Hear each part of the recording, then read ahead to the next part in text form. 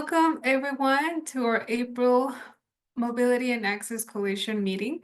Today we have a full agenda and we have 3 different presentations, so I'm very excited for those today. Angel is on vacation, so I will be leading today's meeting with the support of my teammates Melissa and Sarah, who are also present. So thank you all. And yeah, we're gonna get started. Next slide, please. This is just a reminder, some Zoom features and housekeeping. So you can join from your browser, you can call into the meeting, or you can open Zoom to be here. I'm assuming that everybody is okay with that. Next one. There is a one-tap phone number that you can call if you have any issues with your video, or if it's easier for you to just have this as a phone call if you're on the go. Next one. Please, video helps with communication. If you're able to turn your camera on most of the time during the meeting, that's great. Reina, we know that you can't, but for all of us who are able to turn on our cameras, that will be appreciated. Please mute yourselves if you're not speaking. Feel free to type comments in the chat below. So yeah, and we will be sending the recording of this afterwards in our MAG newsletter. So at this point, please add your name and organization to the chat so that we can keep track of assistance for today. Next one. Just a quick reminder that the Mobility and Access Coalition is Boulder County's local coordinated council, and we are an alliance of community organizations, individuals, and interest groups, and we work together towards improving transportation services and mobility challenges. And we want to support low-income families, older adults, people with disabilities, youth, veterans, and other historically marginalized communities. So the MAX vision is an equitable transportation network that empowers people of all ages and abilities within Boulder County. So that's why we have this pretty equity image that centers the importance of having that as the center of what leads our transportation efforts. Next slide, thank you. So as I mentioned, we have a packed agenda today. We're gonna do just a quick one question for warm-up. And then we have some brief updates from some of us and other partners. And then we have 3 presentations. So we have one from City of Boulder. Erika is gonna talk about Folsom Street Project. Then Liz Izaguirre is going to tell us a little bit more about BoCo Findhelp. And then we also have the Colorado Drivers Cooperative sharing information with us about their app. And we're going to have Minsun G talk about that. So we're going to move along and talk about the icebreaker. Please comment in the chat or unmute yourself to tell us what's the biggest misconception about your role in transportation. And I know that not all of us work in transportation, so if you work in human services or in another field, think about what's the most common misconception that people have about your job. And yeah, I would love to hear some out loud if you can think about one.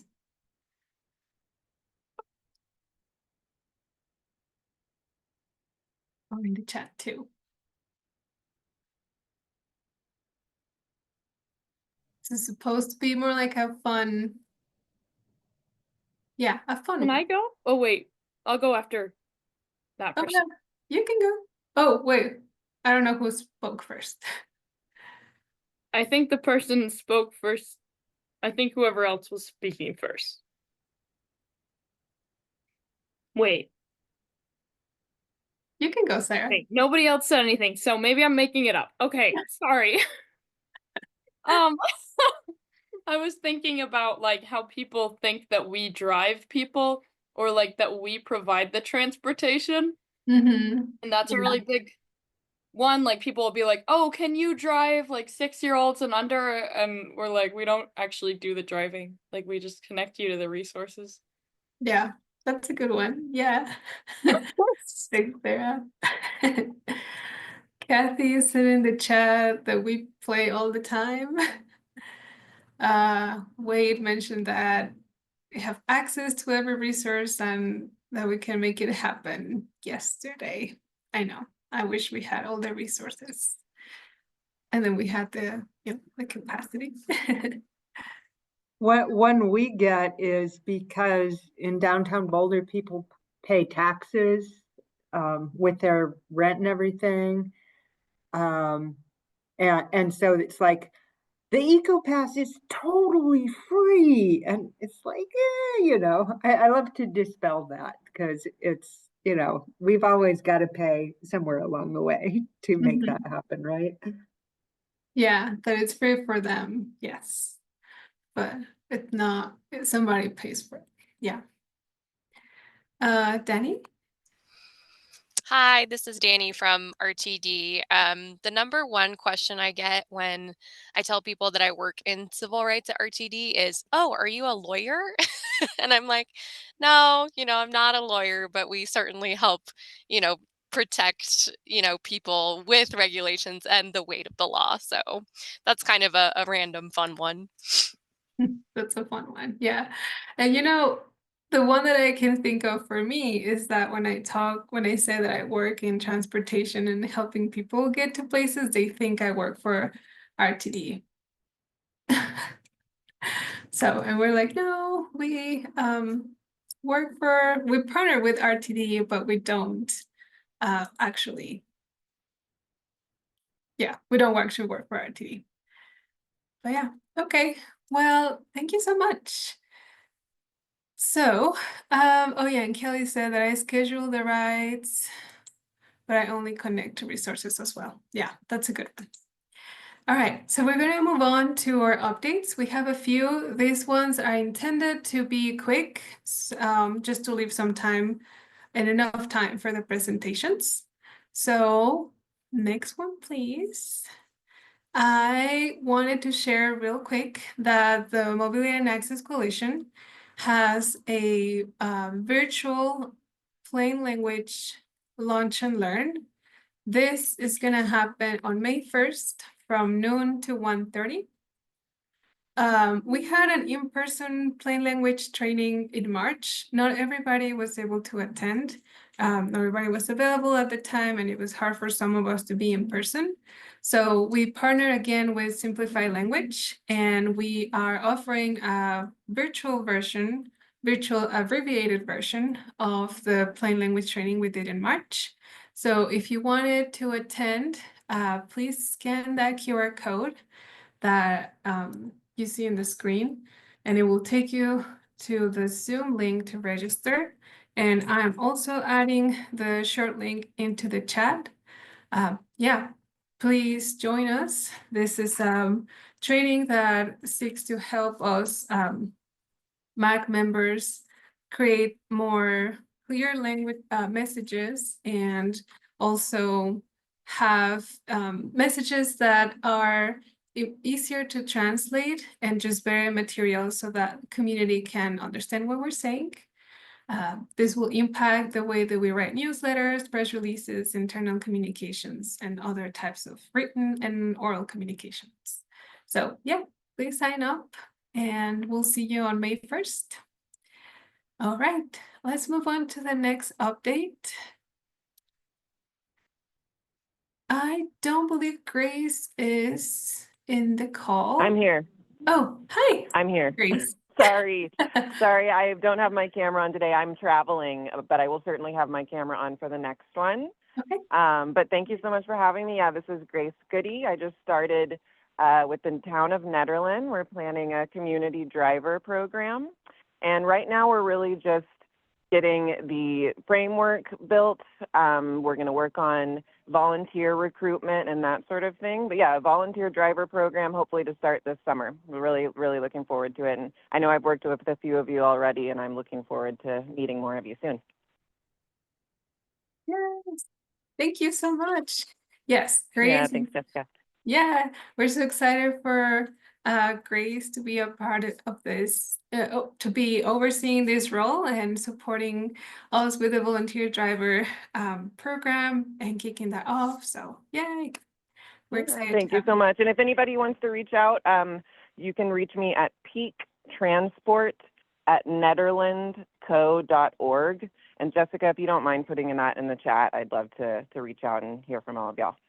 Yeah, sounds good. Maybe Awesome, thank you. somebody on the team can do that, but yes, thank you so much, Grace. Appreciate it. Yeah.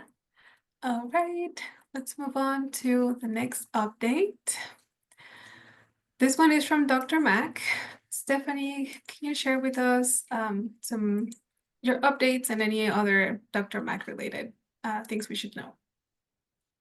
Yeah, and I just wanna, so Dr. Mac is hosting our next member meeting. It's on May 13th. We had to change the date a couple months ago. So May 13th, not May 6th. I'm gonna put the link in the chat to the meeting, but we're hosting our member meeting. Everyone's invited. You don't have to be a current Dr. Mac member to attend. We are planning on talking about it will be actually a slightly community resources for springtime. So it's just a good way to share resources with other members. We'll be talking about some of our member platforms that we have, like our membership resource page. There's a discussion board and things like that. But yeah, everyone's invited. Just because you attend the MAC meeting, you're a part of one of the local coordinating councils that Dr. Mac oversees as the regional coordinating council. So we invite everyone to attend that meeting, and just it's a good time to share information, connect, help kind of fill in some gaps that we have between counties. So yeah. Thank you so much, Stephanie. I appreciate it. Okay, let's move on to our next update. So this one is from Natalie. She told me she's unable to attend, so I'll just share that RTD's May changes are now there's a website for you to see them. I'll add the link here in a little bit.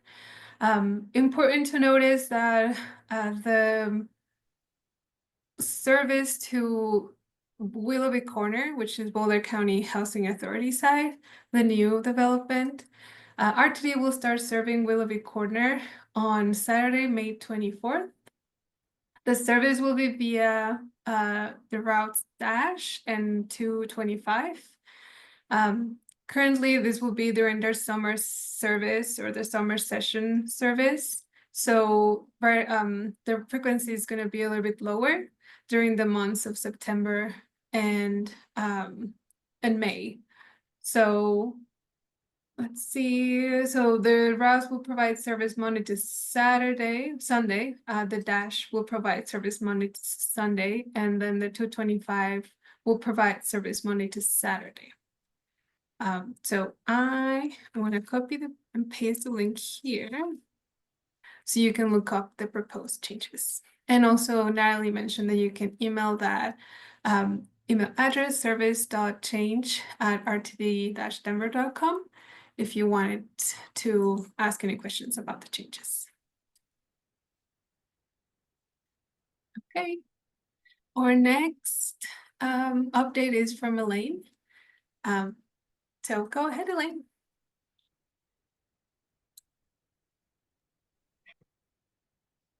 Oh, I think you're muted.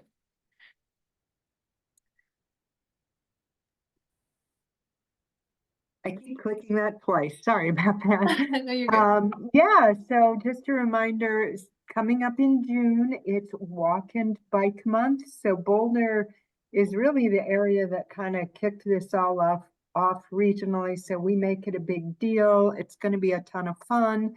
And then June 25th is Bike to Work Day. So we will kick off the month with like June 1st, a Boulder 360, which is just a fun, easy, family-oriented ride.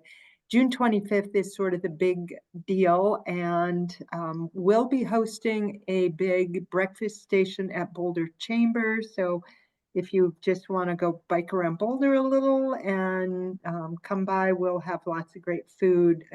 People love it for that. We also are hoping to have some of our partners there with us. And if your organization's interested, you can go to biketoworkday.co and get signed up. So you can enter as a business challenge, register just yourself.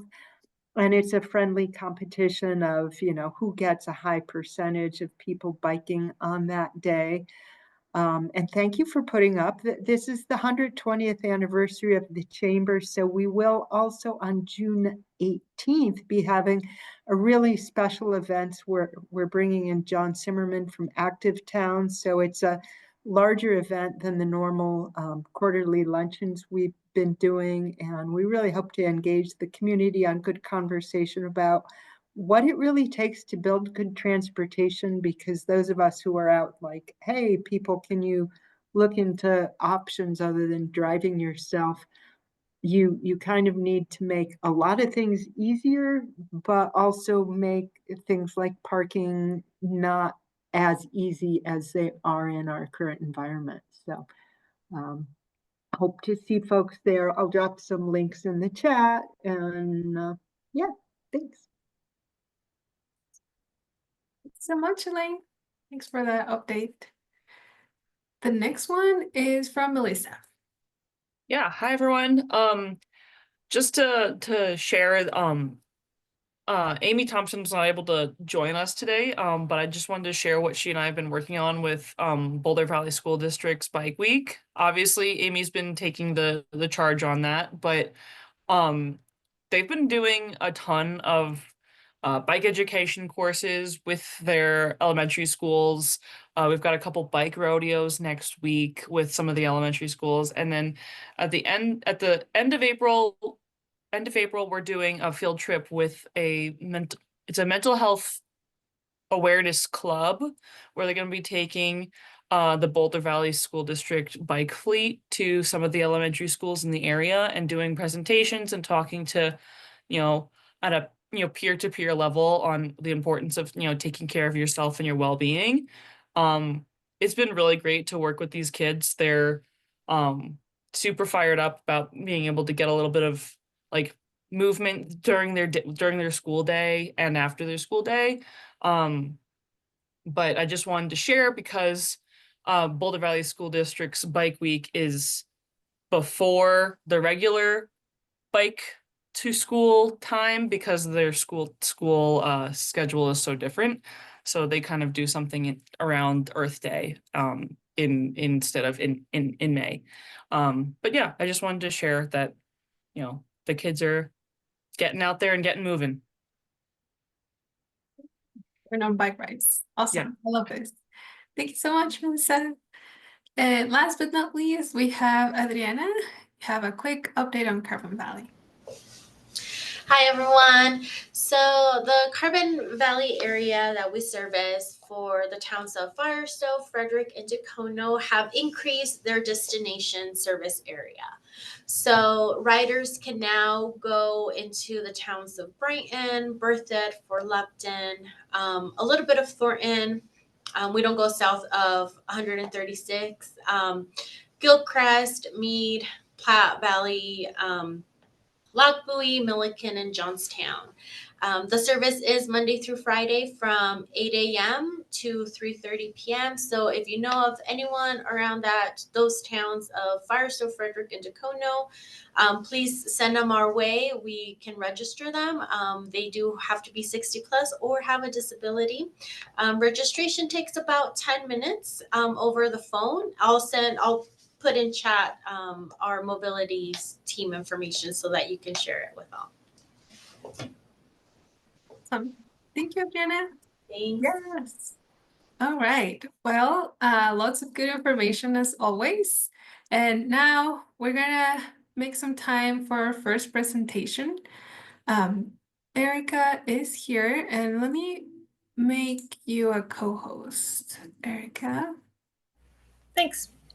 Yeah. So that, I'm assuming you have your own slides, so we can stop sharing and you should be able to share yours. Cool. So you should be seeing my slides. Mhm. Did you say I have 15 minutes? Yeah, we can do 15 to 20. Yeah, with Okay, questions. great. Awesome. Yeah, thanks for having me. My name is Erika Amador. I'm a senior transportation planner with the city of Boulder. And we've got a really exciting project called the Folsom Street Safety Improvements Project. And I just wanted to tell folks a little bit about it, let you know where we are with the project process, and let you know about some opportunities to engage with the project that are coming up. So I am going to talk today. There we go. So I'll give you a project overview. I'll tell you what we've heard so far from the community, from businesses, from students, people who live along the street. And then we'll talk a little bit about the conceptual alternatives.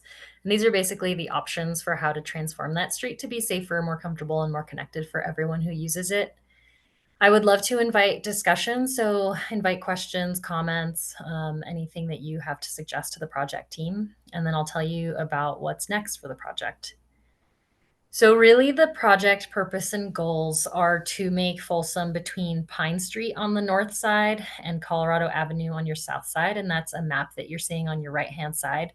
That's the project corridor. So we want to make Folsom between Pine and Colorado safer, more comfortable, and more connected for people who are driving, walking, biking, using transit, scootering, so all modes. And we want to just improve all of the choices that people have for getting around that street. We want to make it more convenient and attractive for walking, bicycling, and taking transit, as well as improve citywide connections to local destinations. We have a lot of really great like businesses. We have CU there, as well as regional destinations that you can access via transit right along the corridor or off the corridor.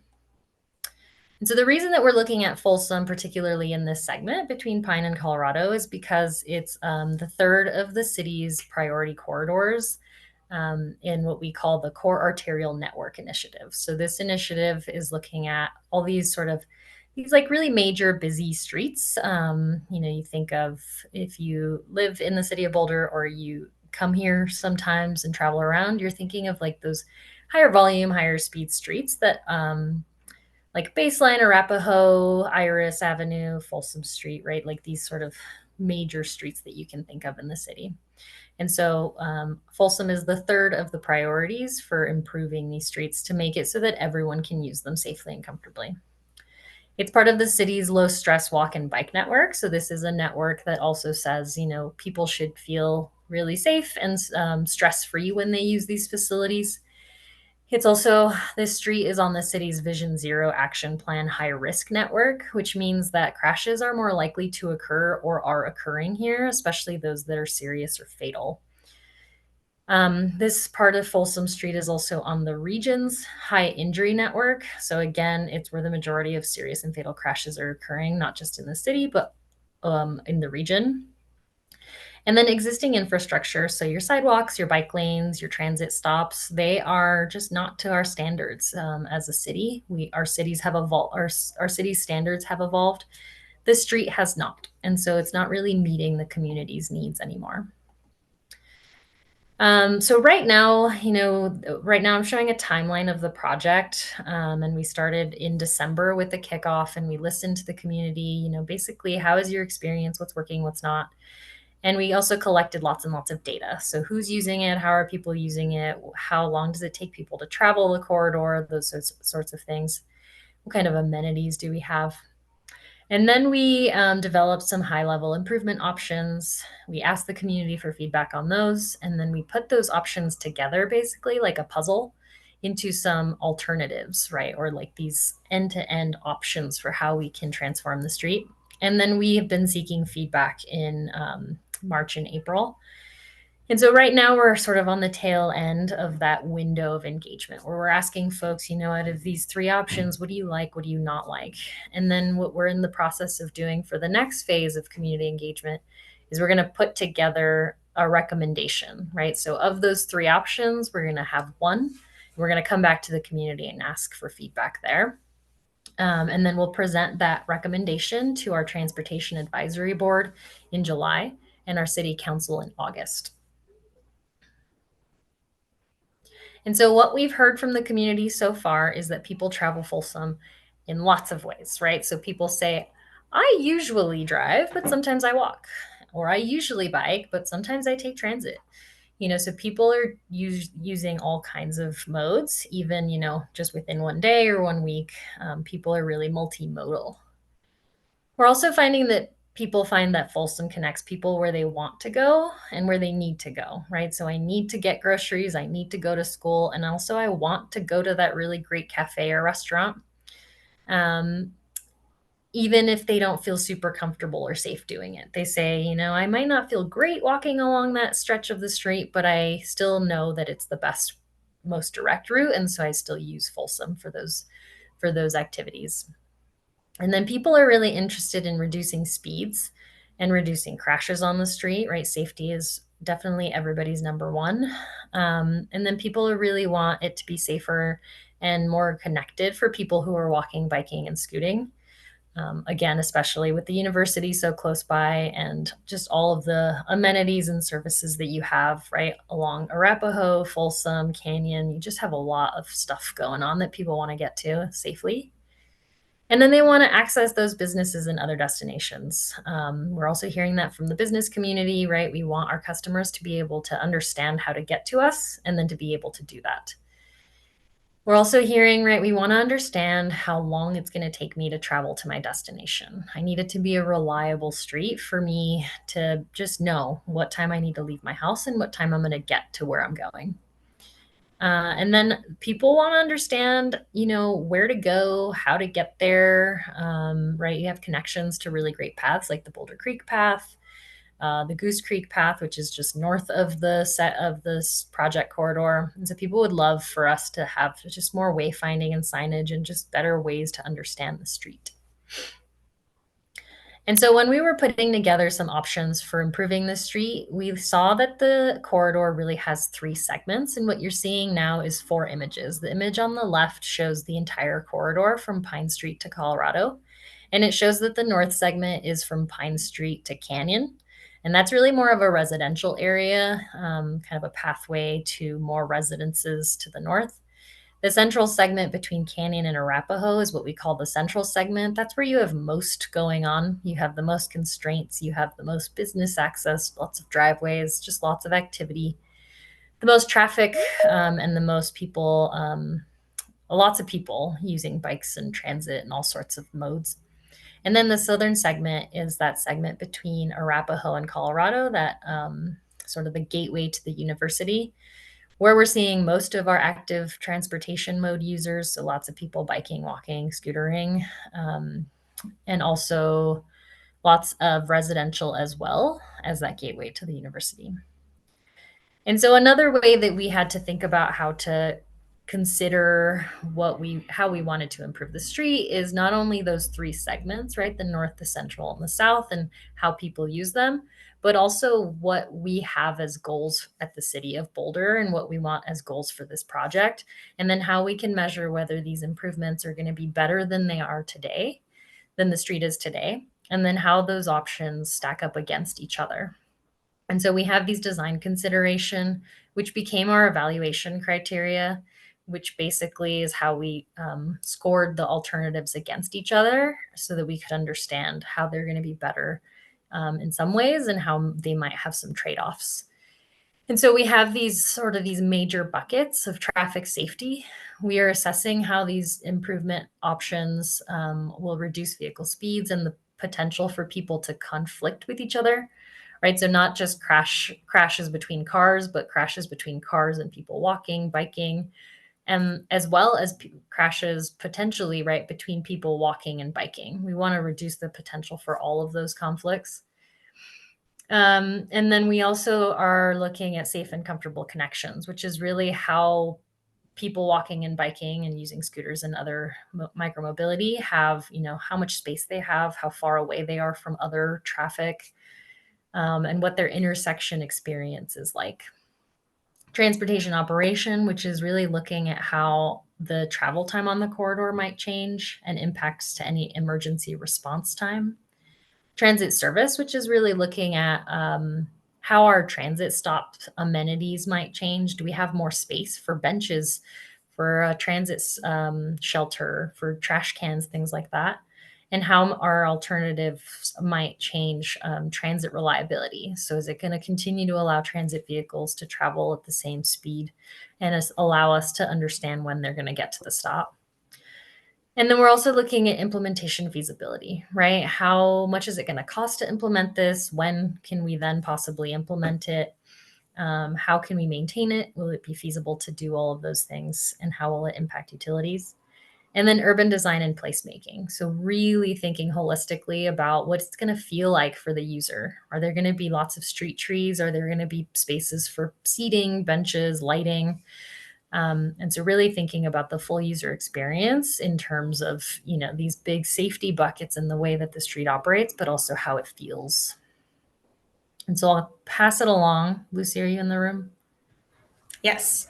Awesome. So Lucy's going to explain these sort of options for transforming the street now. Yeah, hi everyone. So thinking about those 3 segments that Erika introduced, we are going to start looking at those 3 options for the street in the south segment. So this is from Colorado Avenue, right where CU is, up to Arapahoe Avenue. And for this segment, there are 3 alternatives, but 2 of them are the same. So starting with alternative A is what we're calling it. The big changes here are that the bike lane moves up to the sidewalk level. So that is a way we're able to provide protection for people bicycling because there is now a curb separating them from vehicles. And there is 1 vehicle lane in each direction, which is the same as it is today.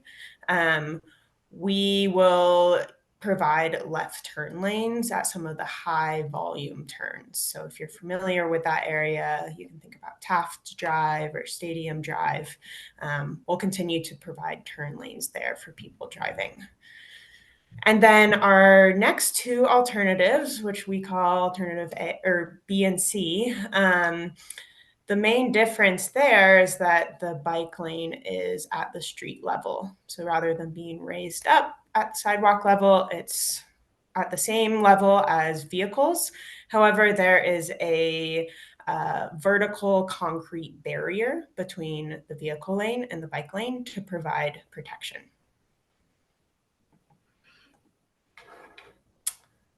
And then, so that was the south segment. Moving into the central segment, this is from Canyon Boulevard to Arapahoe Avenue. And this is where, as Erika mentioned, we have the most constraints, we have the most activity. And so we have 3 distinct options here. So with alternative A in the central segment, we have 2 vehicle lanes in each direction, which is the same as today. So we maintain those vehicle lanes. And similar to alternative A in the south segment, we raise up bike lanes to the sidewalk level. On the west side, if you think about where Village Coffee Shop is, where Watch Galaxy is, because of space constraints, we have a shared multi-use path on that side, rather than being able to delineate spaces, one for people walking and one for people riding bikes. And then alternative B in the central segment is a little different. So we repurpose some vehicle lanes so that there is 1 vehicle lane in each direction. And that gives us space for some other things. So we have on-street protected bike lanes. We would put a vertical concrete element between the vehicle lanes and the bike lanes. And then we have wider than today sidewalks. And those are separate sidewalks, so just for people walking and rolling. The other thing that we are able to add with alternative B is a landscaping strip on the west side between people walking on the sidewalk and people bicycling in the bike lane. So we are able to add some more trees, landscaping, seating, other urban design elements. And then with our last option for the central segment, alternative C, we again have on-street protected bike lanes. So keeping that concrete curb. And then we have an asymmetrical lane configuration, and I'll explain what that means. So we keep 2 vehicle lanes going in the southbound direction. This is because we see most of our vehicle volumes heading south on Folsom Street. And then we repurpose 1 northbound lane. So this ends up being 1 northbound lane. And this gives us the space for those on-street protected bike lanes, wide sidewalks separated for people walking and rolling, but we don't get that west side landscaping or tree strip because of that extra lane. So that was central segment, and then we'll move to north segment, which is from Canyon Boulevard up to Pine Street. And so this is similar to the south segment in that there are really two main options here. With alternative A, we maintain the same number of vehicle lanes as today, so 2 in each direction. And again, we move the bike lane up to the sidewalk level. In alternative B and C, these are identical in the north segment. We have those on-street protected bike lanes with concrete curbs. And we repurpose some of the vehicle lanes. So we now have 1 in each direction. And that gives us that space for the on-street protected bike lanes. Sidewalks are included in both of these options as well, and are detached from the road, meaning that there is a landscaping strip or tree lawn in between the road and the sidewalk. Yeah, so I think at this point, I would love to answer any questions because I know that's a lot of information. Yeah. And any comments or suggestions that folks have. So I'm happy to go back to slides if people want to see them. But yeah, welcome questions and discussion. Yeah, if people have questions, please raise your hand or just unmute yourself.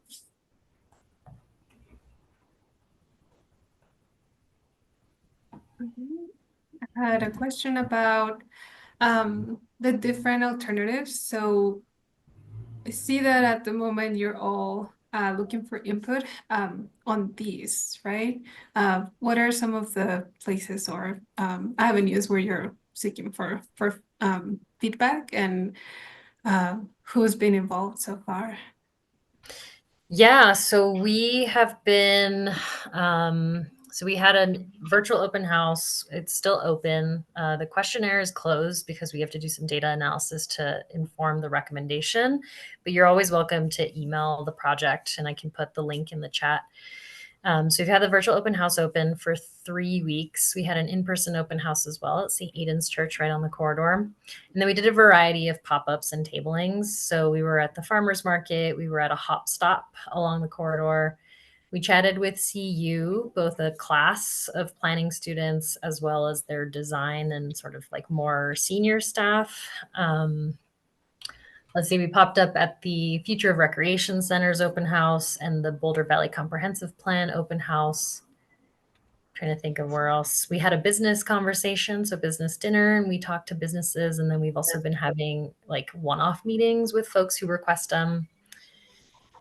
And, you know, in terms of engagement now, I can share that virtual open house in the chat. I've seen other people do it. It looks really great. So I'll share it in the chat. And then, like I said, that questionnaire is closed, but you can email us any feedback that you have.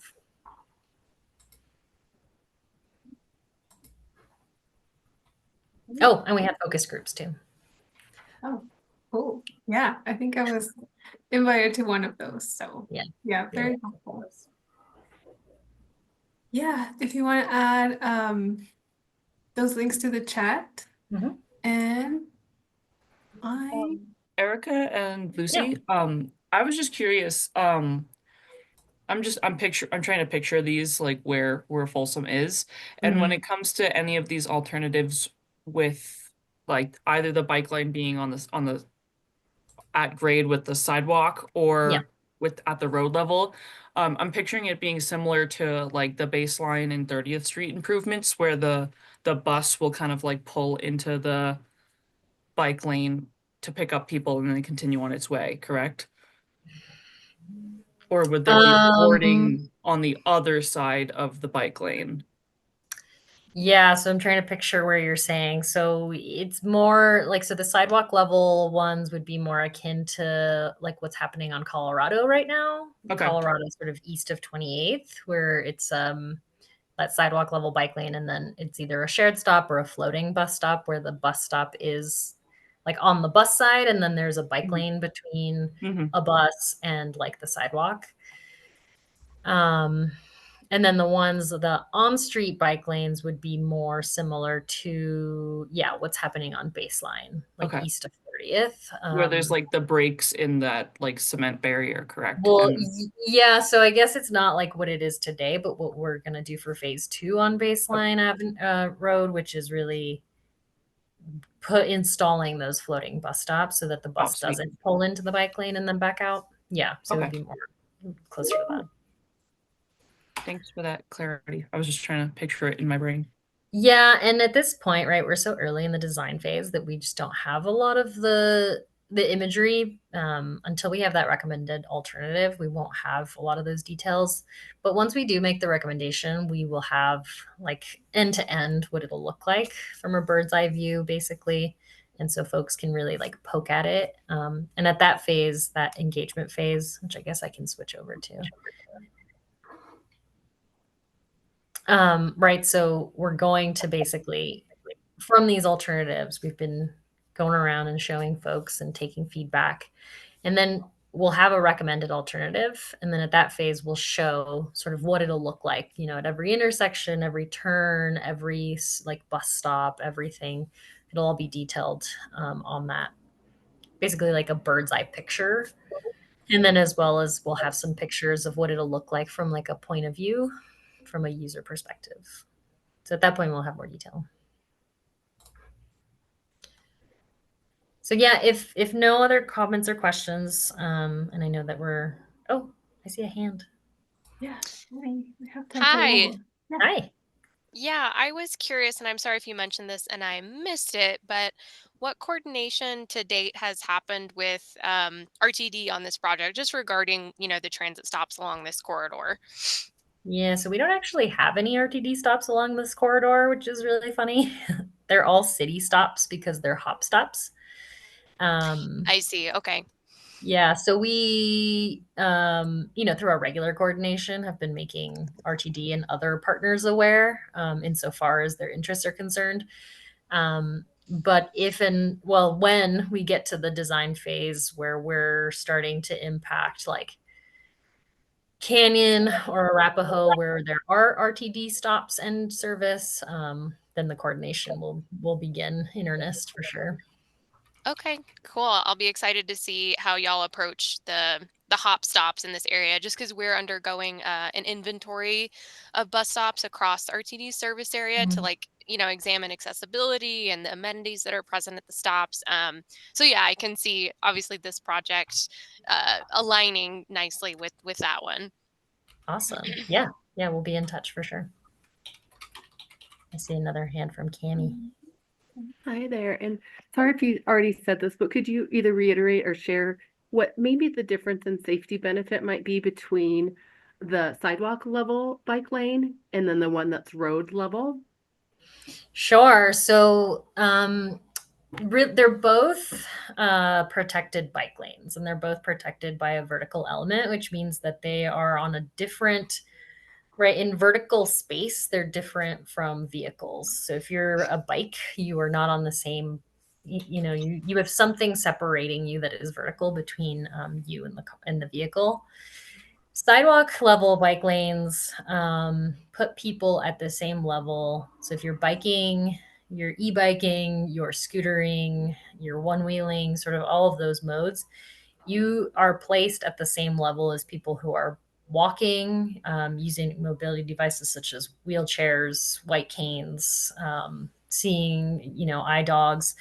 So that conflict does get introduced with sidewalk level bike lanes, but a lot of people, especially people who are maybe less experienced or people who bike with their kids, some folks prefer a sidewalk level bike lane just because you're basically on a giant multi-use path sidewalk sort of experience.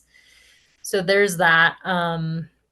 The on-street bike lane is on street, and so some people really like that, especially people who sort of are used to a typical bike lane, we'll call it. And then because there is that vertical concrete element between you and vehicles, it does feel like a separated space, and there is no conflict with those people who are walking. In terms of like intersections and driveways, there are some differences in the way that like drivers perceive people who are either on street or on that sidewalk level. But from our analysis, they're really, on par with one another in terms of like the safety benefits. I think the only place where they really differ is really that the conflicts between those active user modes. So, right, again, sidewalk level, you're at the same level as people walking if you're biking. And then if you're on street, everybody has their own designated space. Thanks, Erica. Just, do you get a sense of what's more popular at this point? Or too soon? We've been having conversations in the community, and then we did a little report out to our internal team, and I keep saying, like, we're not hearing one way or the other. It's really personal preference, and like it's personal preference combined with personal experience, right? Like I said, like a lot of people with kids or people who are less experienced prefer the sidewalk level. I do hear from people with disabilities, that if they're using a mobility device on the sidewalk, they want to be as far away and they want some separation between themselves and people who are biking or scootering, especially given the speed of some of these devices these days. They're sort of just getting faster, and sharing a space with those folks is just becoming more daunting. Thank you, Erika. I appreciate your presentation and also all the questions. We're going to move on to make space and time for our two upcoming presentations. Liz, you have the floor for yours. We're excited to hear more about BoCo Findhelp. Awesome. Well, thank you. And thanks for creating some space for me to share today. I know some of y'all have been on calls before, but if you haven't met me, my name is Izaguirre, and I'm the Family Resource Network Coordinator with Boulder County Human Services. And I wanted to share a little bit today about our current pilot project with Boulder County Findhelp, and encourage this group to engage with the project. So I'll walk through a little bit of the background of the project and how we got to where we are today, and then demo briefly the Boulder County Findhelp website, which is an online interactive safety net resource guide for both resource navigators and our community members. And I am watching the time, so I'm going to jump through things a little bit, just so I know it's a long meeting and I don't want to hold anyone late. Good. Thank you so much. Yeah. So just to get us started of kind of an overview of Boulder County Findhelp, really this project came into being as a collaborative across our community stakeholders and also several of our Boulder County government departments. So about a year ago, the Family Resource Network, which is a collaboration of safety net providers in Boulder County and local and county government and our school districts, came together and really identified this need for a centralized online resource directory.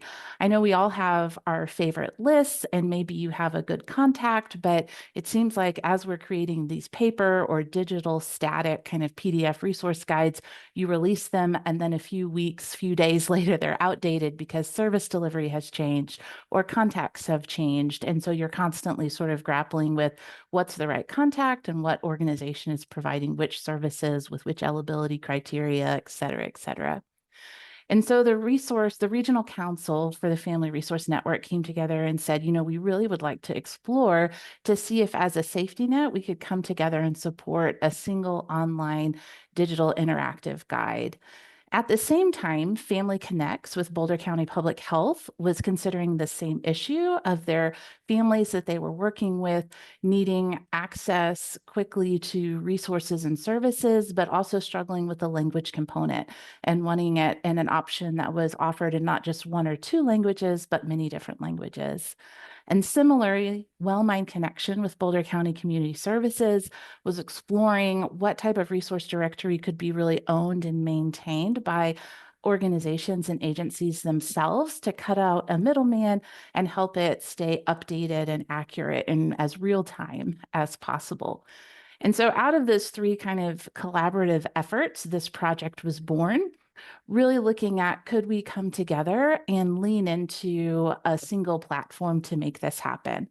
And so Findhelp, or our curated website, Boulder County Findhelp, was selected because organizations are able to claim and update their program cards on the platform directly.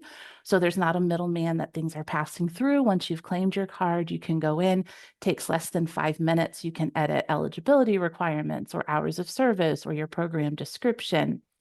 And then people, either community members or resource navigators, are able to access the website, which is easily translated in over 130 different languages. And so not only can you self-navigate for our community members who maybe are more hesitant to come into some of our service offices right now, but also resource navigators can email program cards, you can print a list and provide it. You can search anonymously. You can also create an account where you're saving items or making notes. And so sort of out of this whole effort, we came together to launch this pilot project and see if this type of safety net provider engagement would really be possible and work across the geographic area of Boulder County. That being said, this is just a quick look at what our pilot project timeline has been. So back in October, so back in the fall of 2024, we executed a contract with Findhelp for not only this curated public-facing community website, but also when the Family Resource Network first began exploring using Findhelp, we worked with just the publicly available free platform, and our providers realized that they really had some extra questions and wanted some additional support. So part of this contract is additional, not only technical support, but also community engagement support with Findhelp. We also convened an implementation team that consists of representatives from our safety net providers in the community, as well as local and county government. Then in late fall through the winter, early spring, we started to develop our public-facing page, begin to work out our training materials and how we were going to launch and try to onboard programs. We held a couple of longer trainings with Findhelp to get folks familiar with accessing the site and claiming their program cards.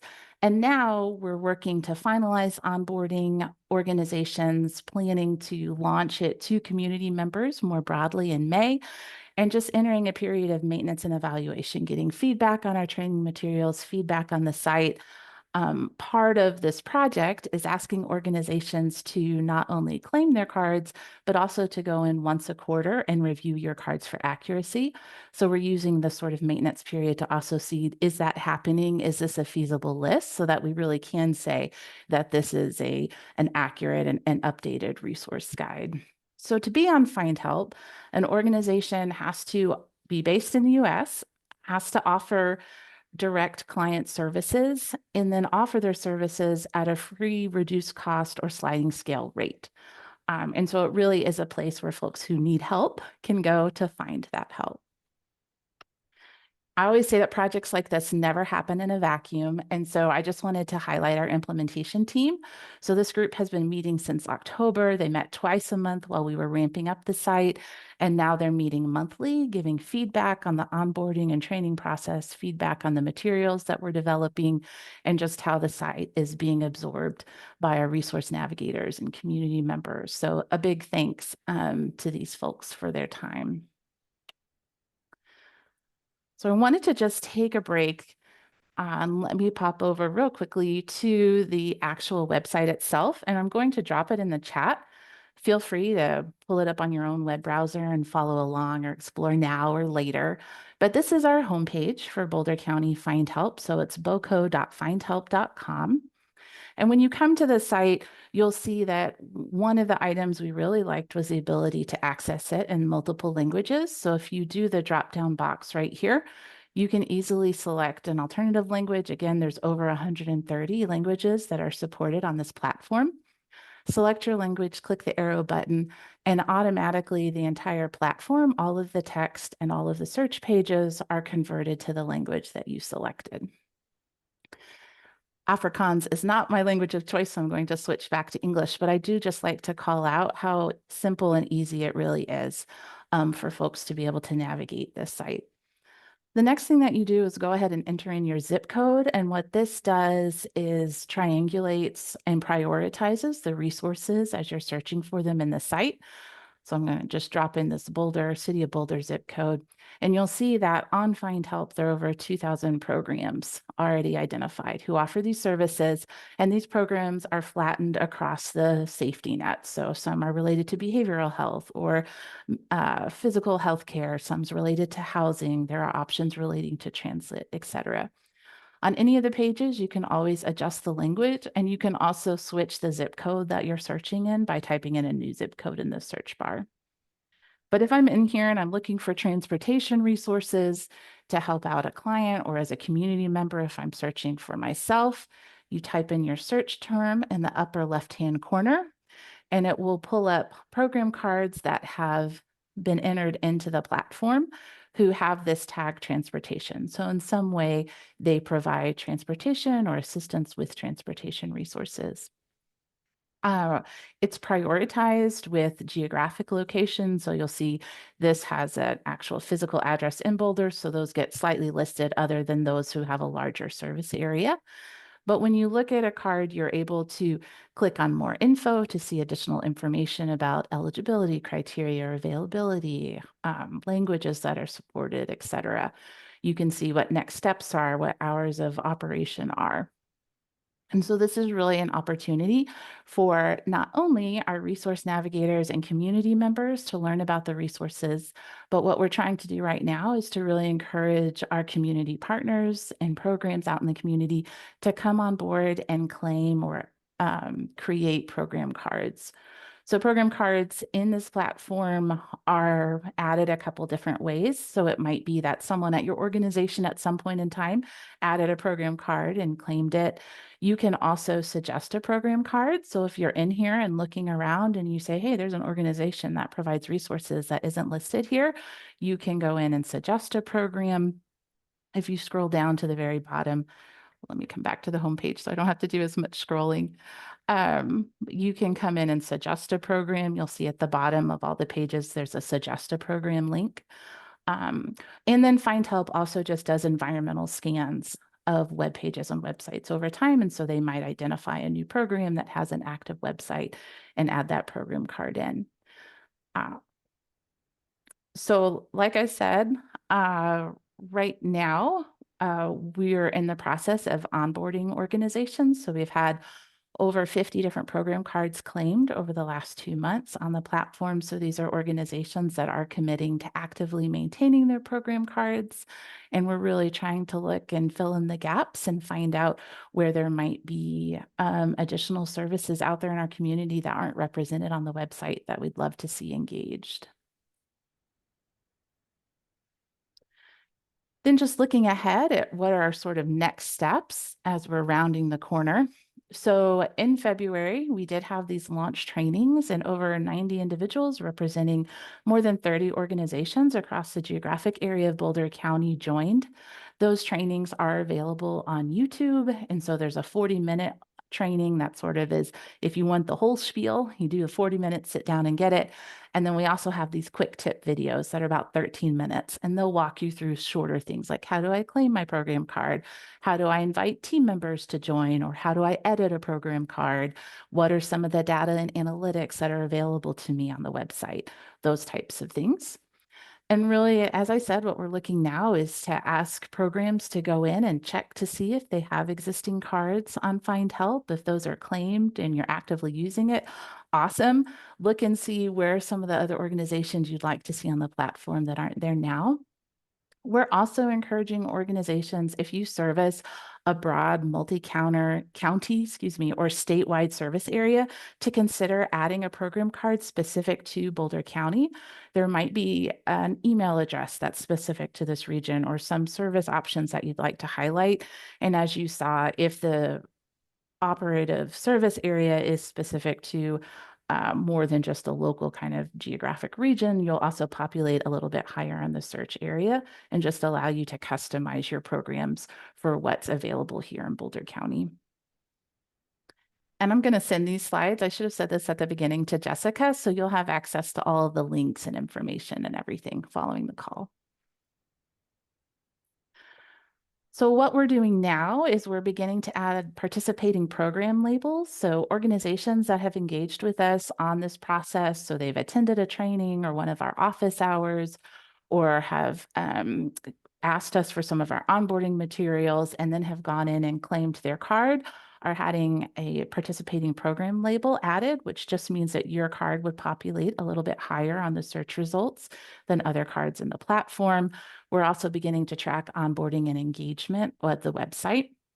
I'm sending out a weekly tips and tricks email, so I'll drop my email in the chat here, but if you'd like to be added to that, it's just a quick reminder of some items that will hopefully be helpful to you as you're onboarding to Boulder County Findhelp. We also have one more office hours with our Findhelp Customer Engagement Manager. These are half-hour sessions that are purely just question-driven from our community partners, and an opportunity if you have any questions about claiming your program card or accessing it, or maybe you've hit a barrier and you're not sure how to overcome it, an opportunity for a virtual FaceTime there. And then we're constantly releasing materials. So part of what I'll send to Jessica is our new one-pager for community partners to help them onboard to the platform. And we'll also be releasing end of October, beginning of May, a communication toolkit to assist you and to assist all of our partners in sharing about Boulder County Findhelp with our community members. So we've been focused in March, we really focused with get one program into the platform and get used to and comfortable using it. Now we're asking folks to look outside of their organizations and their community. What other programs would we like to see represented here? And then in May, we'll have a targeted community member launch where we're really encouraging folks to go in and begin using and searching on the platform. All right, I know this was kind of a smash and grab overview. Like I said, I'll be sharing all the information with Jessica following this. So if there are any questions, I do know there's another presentation, so I just want to be sensitive to that, but we might have a minute or two. Yeah, we have time for one question. So if anybody wants to unmute, this is a great time.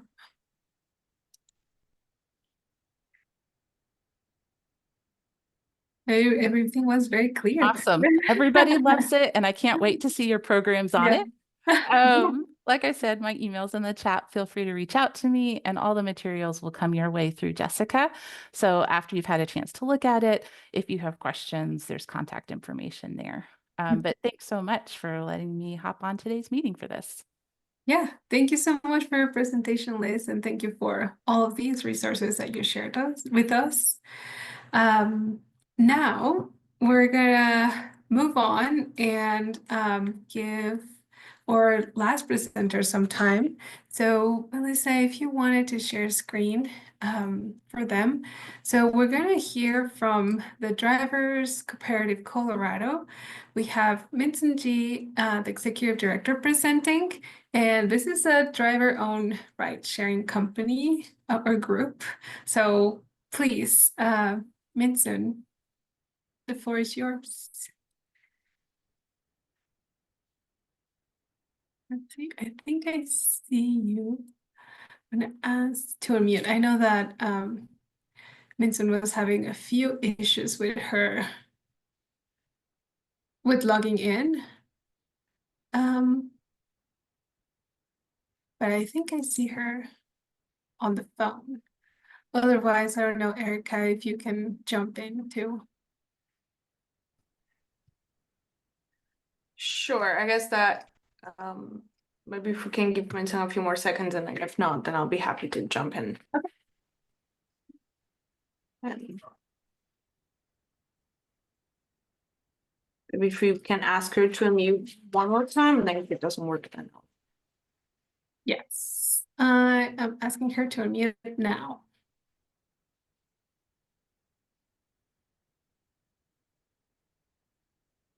Oh, Okay, yeah. sorry. Finally, I'm here. Okay, it's can you hear me okay? Yeah, we can. Okay, great. So sorry, I'm not able to join the Zoom. So you will actually see some of the screens that Erika will share. We are the Drivers Cooperative Colorado, and this is the largest rideshare company that is owned by drivers. If you actually look at, I'm with the Drivers Co-op and also Rocky Mountain Employee Ownership Center that actually create a lot of different employee-owned businesses as a way to create more just and sustainable economy. One of the sort of the biggest, largest co-op incubation project is the Drivers Co-op. And we actually offer entire project from beginning all the way to completion, from fundraising and recruitment of drivers and management support and leadership and co-op educations. So how did we actually started it? Everything got started 2 years ago, and with this pamphlet, this flyer. I remember actually sharing this flyer with the drivers. So the big question was, what affected drivers on the platform? Seems like it's kind of a very dream, right? Because the drivers, these are the very low wage, rideshare drivers coming from all over the world. 80% of our drivers are immigrants and people of color from Africa, the Middle East, and Asia and Latin America. So, but the dream kept going, right? And the reason actually we could keep going with our project is because the situations that our rideshare drivers are facing is so grave. It's bad. Global companies such as Uber and Lyft are actually exploiting workers because, our workers don't get paid a lot. They may actually get over 30%, maybe 35% of a fare that you are paying to the drivers. So we had this dream that, we want to actually develop our own app that will actually work better for our drivers. That's kind of how all that project happens. And we had actually soft launch in August, and actually official launch happened in September 2024. So we've been operating and utilizing this app, which is actually the very first schedule and on-demand app in the United States. New York was actually the very first city that started it, but they couldn't continue. So now we became the second city, yet it became the very first city that has offer actual service, using this app. I'll kind of go a little more about sort of where we are right now, but our vision is that yes, drivers deserve better, right? That's kind of how we start the whole project. And as a result, 80% of the fare goes to our drivers. So we have about 1,000 members with about 3,000 to 4,000 workers onboarding right now. So 80% of whatever you are paying as a fare will go to drivers. The other thing is that actually with our drivers, we want to actually provide a more different programs. So right now, actually, City of Denver is really interesting helping us to purchase the building so that we could actually open a car garage, which will be used to repairing cars at a much more affordable price. And, we are trying to actually create a lot of different programs for our cooperatives. And the other vision is that support marginalized community. We are cooperative, and I think this is such an important mission as to why we actually create our cooperative. There are a lot of people in elderlies and the refugees and then also the people with the disabilities, and we want to actually provide them with more affordable and reliable transportation. So to achieve this sort of the visions, we are right now trying really hard to get some contract with the RTD or some local government. And right now we are working with actually Division of the Vocational Rehabilitations to support transporting some of the people with a disability right now. It's happening at a small scale, but that is a goal, to continue to grow that business. Number 3 goals for us is actually job creations. This actually covers entire Colorado. So we get a lot of support and actually a phone call from different rural areas as to whether they could actually bring that.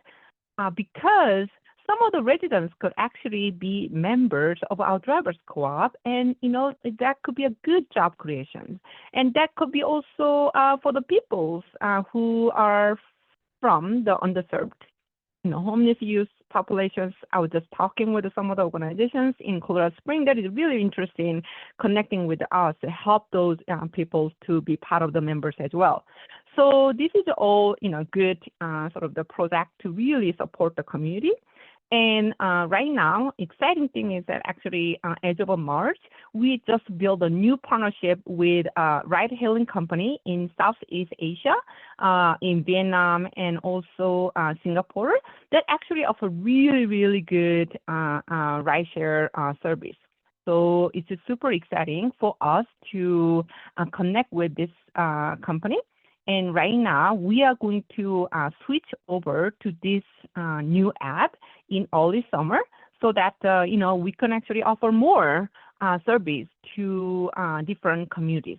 What this means is that we could now offer discount code for the people, from underserved community. We love to support them through discount code.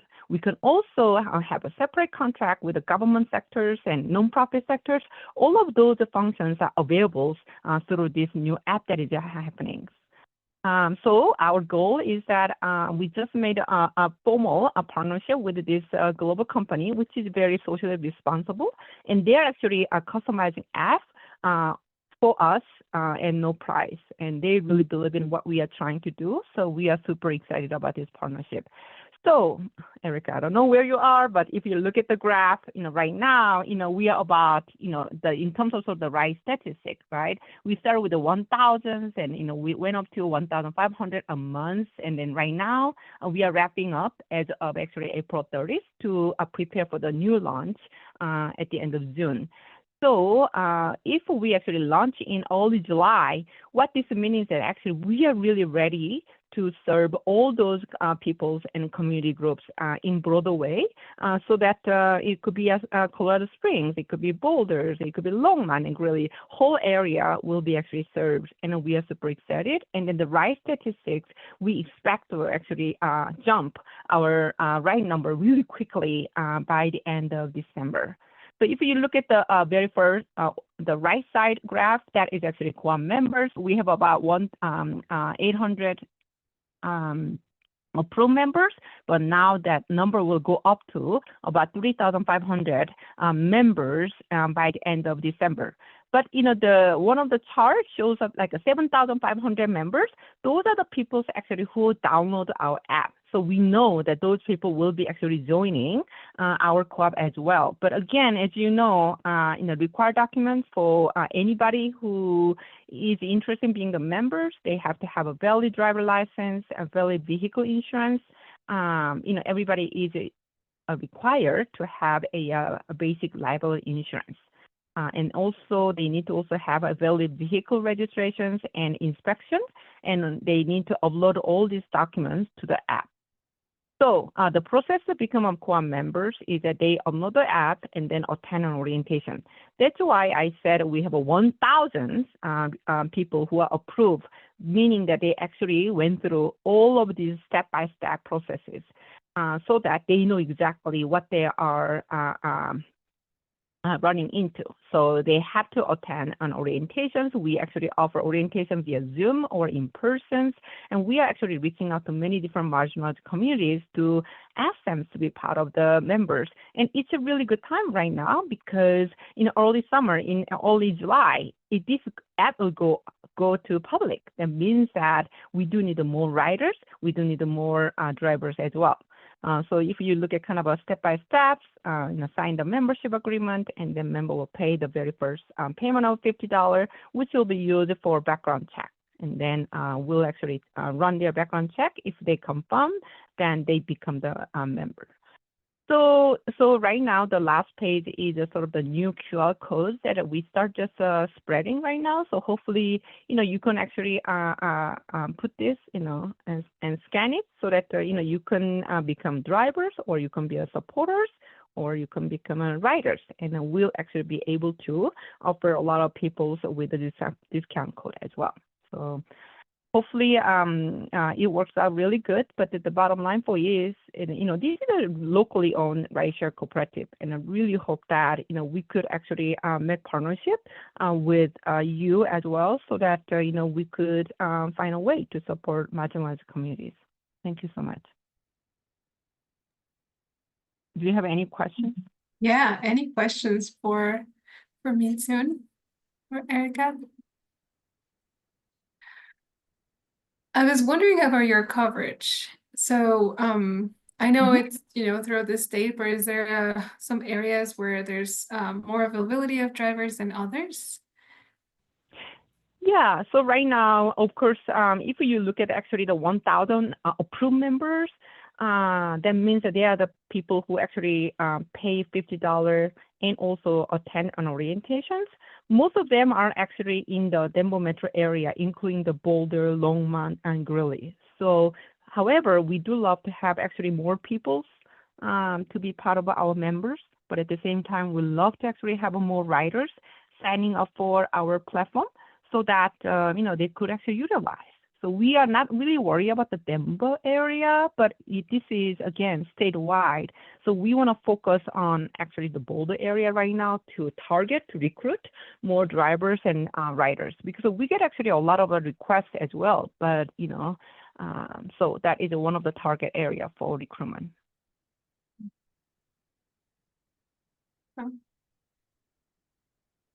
Yeah. Any other? Sarah is asking on the chat, is this on demand? How do prices compare with Uber and Lyft? Yeah, so our price will be about 5% cheaper than Uber. So that is actually our goal. But with some partnership with the organizations, we want to actually offer a little more discount for underserved community members. So that's kind of what we are trying to do. Right now, we are trying to get some contract with some of the nonprofit serving the people with disability. So this app also will have separate features where people can choose wheelchair access van. So there will be a lot of different features that they can actually choose. But yes, that is a goal that we'll love to actually have a more discount for underserved community. That's why actually this app, we are really excited about it, because we can do a lot of different special code. So right now, that is a one function that we can do. Thank you. And I know we're at time. There's just one more question that Sarah posted, and then we can wrap up the meeting. Sure. How do you drug alcohol test drivers? And yeah, let's focus on that one. I'm sorry, say it again. Yeah, how do you test drivers for alcohol or drug use? Oh, I see. So, well, I mean, for the daily basis, there is no way for us to check that, but this is a requirement by Colorado State to go through the background check. So that is what we are doing. But yeah. And it's good to know that the price is competitive and the 80% goes to the driver, to right? workers. Yeah, and also with actually different our Colorado law change, riders will actually see a receipt with all the money that kind of breakdown. So they will see that 80% goes to drivers, and then with the 20%.